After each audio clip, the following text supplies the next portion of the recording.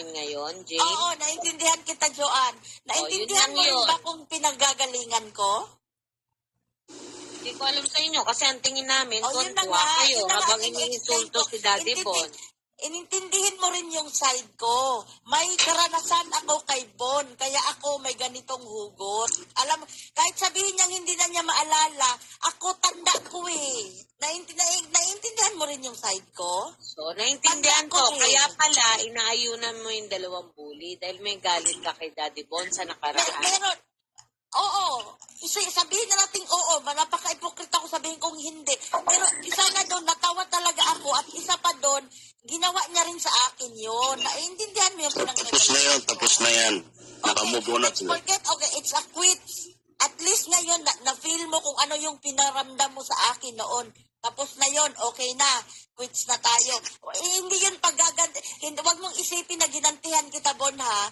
Nataon lang doon na nangyari yun, natawa ako at meron akong karanasan sa iyo na ganyang feelings. Kaya wala rin sa akin na tumawa kasi nga may pinanggagalingan niya ako. Okay. Let's forget about it. Okay na yun. Okay na sa iyo yan, Haring Bonpan. Binanggit ko lang para at least maintindihan nyo naman din ako kung bakit ganun ang reaction ko. Ngayon, Haring Bonpan, okay na sa iyo yun? Sa akin, hindi ko aaminin yan dahil nung mga panahon... Oo nga, di wala ka namang ginawa. Pero okay na naman daw yung kay Jen. Hindi ka naman daw niya i-mention na ni Jen. Siguro naman okay na yun. Nasa sa iyo, Haring Bonpan, kasi umakit naman dito si Jane Keller para hindi makipag-away. Pinaliliwanag niya yung side niya. At kaya nga, pinaliwanag mo na rin yung side mo at okay na to move forward si Jane. So siguro naman wala nang problema. Oo. At saka gusto ko lang klaruhin, ang tinunta ko naman talaga dito yung sinabi ni Mike na ako daw yung dami na hindi ko alam kung sino yung dami na tinutukoy niya. Hindi, alam ko na yung nangyari sa inyo, Jane. Binasa mo yung comment sa baba. Kaya tama. Tapos tumagal pa ka ng tawa. Tumagal pa ka kasi ng tawa, kaya gano'n. Binasa ko yung comment, pero hindi ko na matanda kung sino ang nag-comment noon. Kasi alam mo, Jen, masayahin ka, umagal pa ka ng tawa, siyempre, ang kala naman namin, nangiinsulto ka. Which is maganda naman yung pinaliwanag mo, na lagi kang tumatawa. Galit ni Mike dahil paulit-ulit daw binasa ni Jane, tapos paulit-ulit niya. Ano paulit-ulit? Hindi naman siguro, kaya... Tama na yung bubo na yan para ang sabi kasi ni Mike, Joanne, kahit i-replay mo, na itong dami na ito, klaro niyang sinabi na gawa ni Jane Keller. Yun ang pinunta ko dito. Na sana wala tayong patunay, huwag kayong mambindang dahil hindi ko gawain ang magdami. Sana nga, totoo yun. Legit kong pangalan yan. Real name ko talaga yan. Legit yung Jane Keller. Hindi ako nagdadami. Wala. Okay, Miss Jane Keller. Yan. Kailangan ko naman ikaw, galit ka rin sa akin. Alam ko yun, pero wala ka narinig sa akin.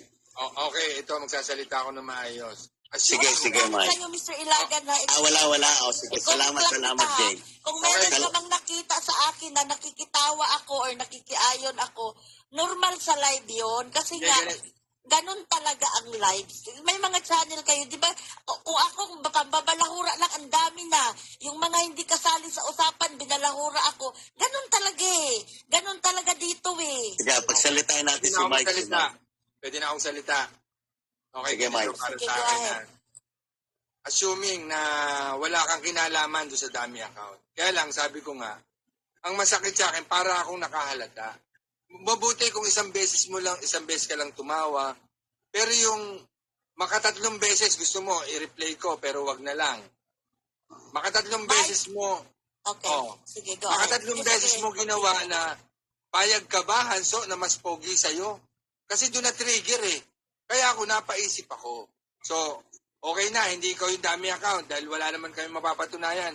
Pero ang ayoko lang, sana, kung magiging content creator kayo or magiging vlogger, sana good influencer, yung gusto nyong ipaabot sa tao na imbis sa pagkasunduin ninyo, ginagatungan nyo pa.